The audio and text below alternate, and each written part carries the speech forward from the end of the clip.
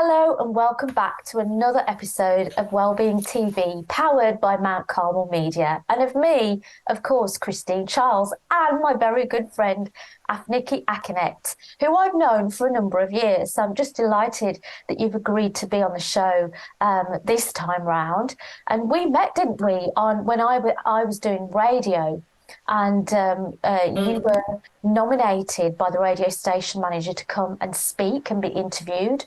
And of course, I was hosting the health and wellbeing show back then. So you were the perfect person to come and speak because we have, you are a GP and we have lots of GPs, predominantly males, that have come on the show in previous years. So for me, it was like, yes, we need to balance it out and have some female GPs, female GP leaders. And I do say that, carefully thought of, because you are a GP leader doing so much amazing work.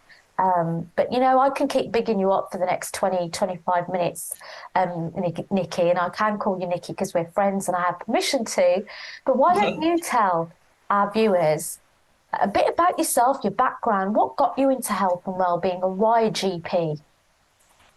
So, as Christine said, thanks for having me, Christine. It's always nice to be here. Grateful for the opportunity. I am quite passionate about health and well-being, obviously through my work, but also through my writing, because I'm somebody that likes to share the knowledge that I have. And I feel that working as a GP allows me to do that through patient education, through practical means of helping people learn to look after their health, through lifestyle choices, through medication, through other treatments, of course, but also the simple things, because sometimes we overlook the simple things. And that's what made me really keen to start writing as well, so that I can reach people even before they come to the point where they need to see a GP. So I started my journey, I'd say, from Nigeria, because I was born there. From the age of 5, I wanted to be a medical doctor, dreamt about it, and it seemed like a big dream because my parents could hardly afford my education in Nigeria, and I wanted to come and study in the UK. But thankfully, it happened through a lot of challenges and difficulties. But I'm a woman of faith. I believe in Jesus, and I believe that everything I've accomplished is because of him. I was able to come to the UK, studied medicine. When I started medicine, I wanted to become a surgeon. But then through circumstances, having to take a year out, I started a business, I started a charity, and realized I quite like doing other things and I want to be able to have variety in my life. So decided I'm going to go for GP, as well as realizing that it really suited my personality, because in medical school, you do different rotations to see what different specialties do, and I really loved GP. Some people found it boring, but I loved it so much. I enjoyed the people I was talking to. I enjoyed the fact that I was able to look after people from baby level to midlife to really elderly people, and not have to focus on just one aspect of their care. It was nice that you actually also build relationships with families. So you look after people and their mom and their grandma and their cousin, so it was really attractive to me to be able to be a GP and impact people's lives in that way. So after I qualified as a GP, I realized that I still enjoy doing the other things that I do outside of medical work, which includes the charity work and writing. So I wrote my book, 2020 Year of Plenty. I think that was the first book I wrote after qualifying as a GP, and that kind of shares my experiences of working as a GP in the pandemic, which was quite interesting considering I have 2 children, I have my husband as well, and close family to think about while also looking after patients. So writing does help me to maintain a balance, look after my own well-being, because there's no point in working as a doctor looking after other people when we ourselves are not well. So we need to look after our own well-being. So I find that the variety, the balance keeps me well. Yeah, and I've always found that inspiring about you, Nikki, because when we first met, I knew you had aspirations and ambitions for the right reasons. And it was your faith that was driving it, because you know who you are and you know you have something to offer, and you want to use the skills and the gifts that you've got to be able to help others. And that really is at the core of who you are and your mission. And, you've figured out what you love, what you're good at, and you've just gone for it. And I'm inspired by that. I really am. And yeah, I mean, you wear many hats. One of the things that I inspired me about you was, wow, Nikki's a GP, a mom, manages a household, a wife, and now she's a book author. And we actually interviewed you, didn't we, about your first book, which was Money and Mental Wellbeing, which was a huge hit because it was refreshing. It was the core message was simple because I do remember reading it during COVID. And so tell us a bit, what inspired you to become an author and actually the themes that you're picking for your books as well?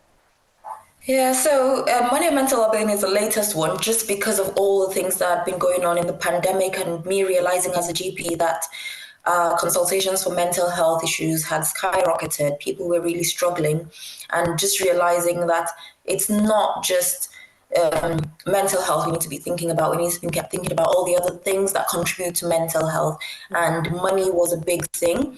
You could call it economics, you could call it socioeconomic factors, but all that, the decisions we make money, how we manage money, how we spend money, the jobs we do, the time we spend at work, all that contributes to our mental well-being. And if we don't make the right decisions for ourselves, because obviously one right decision for me might be wrong for someone else, because we all have different strengths and different passions.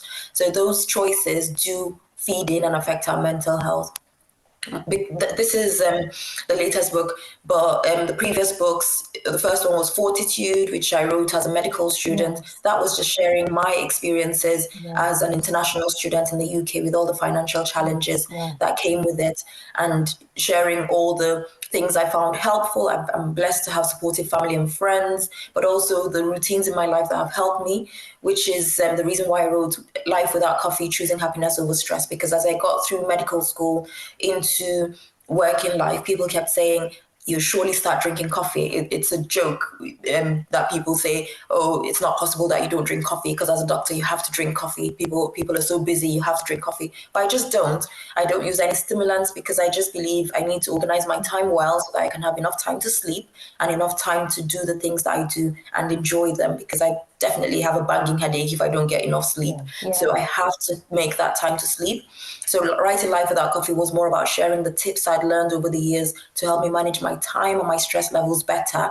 So that's why the subtitle is Choosing Happiness Over Stress, which is why I also do a podcast called Happiness Over Stress, yes, yeah, because I feel that it's the simple tips that help people to make yeah, good lifestyle choices to control those stress levels. A little bit of stress is good. It gives us, motivation and the drive to keep going and to get better.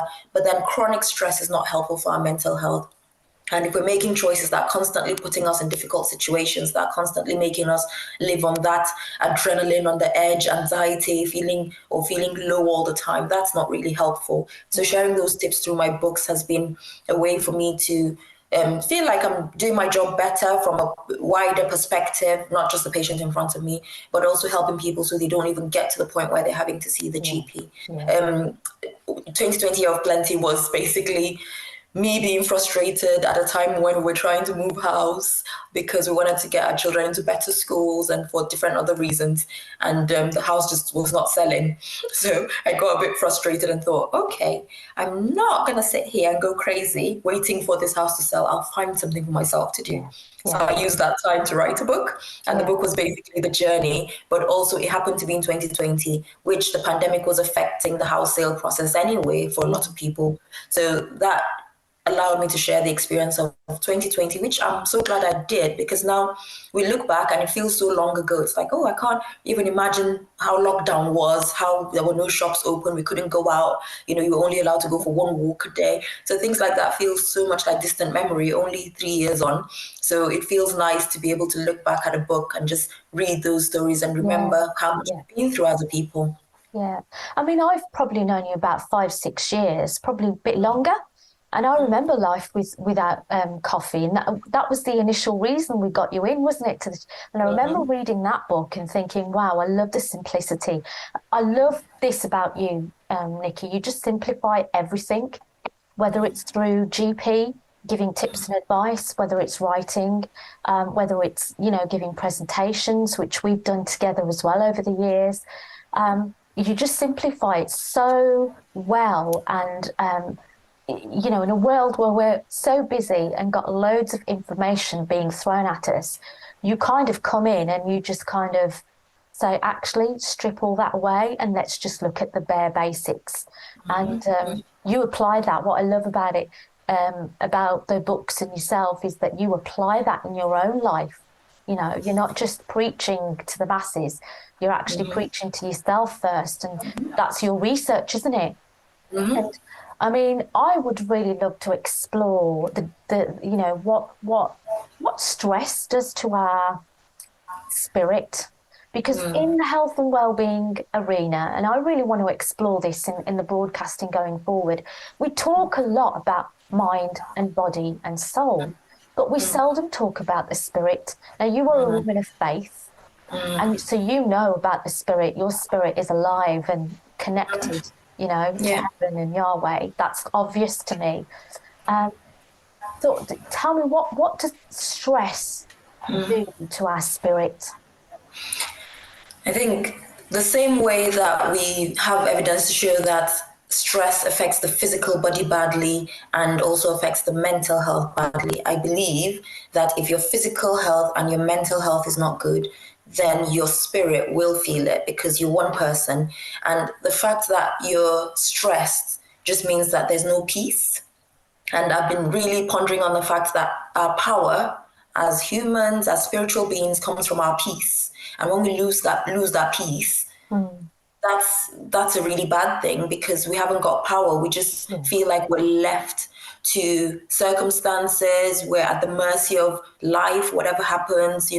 Some people just lose the sparkle in their eyes and just lose the will to go on. And it's just kind of, let's just carry on every day, go to work, come back, just on and on routine. Every day is the same, last year same as this year, because your spirit is just not strong and it's just lost the power which comes from peace. So that's why I feel that managing stress protects your peace. And when you have that peace intact, you're able to think clearly, you get the power to make wealth, you get the wisdom of God, you're able to be more productive, you're able to be more helpful to people around you, you're able to think more clearly and avoid certain mistakes.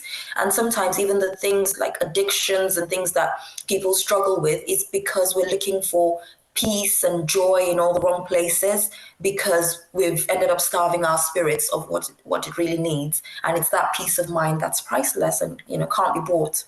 Yeah. So stripping it back and simplifying it, as I know we love to do, how can people find peace in the current climate? We're through COVID, we're through lockdown, we are dealing as a society with the aftermath, but also the other things that are going on in life. We've got this inverted commas cost of living crisis, which isn't a crisis for some, which is a crisis for some, depending on what kind of paradigms and perceptions they've got. What are you? I tell you what. Let me re-question that. What are you seeing most at the moment that's disturbing people's peace in terms of your patients, without patient confidentiality, of course? And what tips would you give? Okay, I think the biggest thing I'm seeing now is people's anxiety and depression becoming worse when people feel insecure. And that insecurity usually comes because a lot of us have put our trust and our security in physical things, in things that we see. So my house, my car, my job, my money, my balance in my account, interest rates, things that we see, physical things. And this is simple wisdom that I've found useful over my life. Having the right perspective and realizing that it's the things that we don't see, it's the things we can't touch that matter most. And that's where we come back to the looking after your spiritual health, making sure that you're having that quiet time every day just to recenter. I know there'll be people that listen that are not Christians, that don't believe in Jesus, but for me, that is the center of my life. I spend time every day, quiet time with God, pray before I start my day, pray throughout the day, and whatever it is that people believe in, because I know some people say they don't believe in anything, but generally I find that most people believe in something. Even those that don't believe in anything, it's probably that they believe in themselves, which you will somehow come to a point where you realize, is it worth, am I somebody worth believing in, or should I believe in something greater? But everybody has something they believe in. So find that center and build your spiritual strength that way.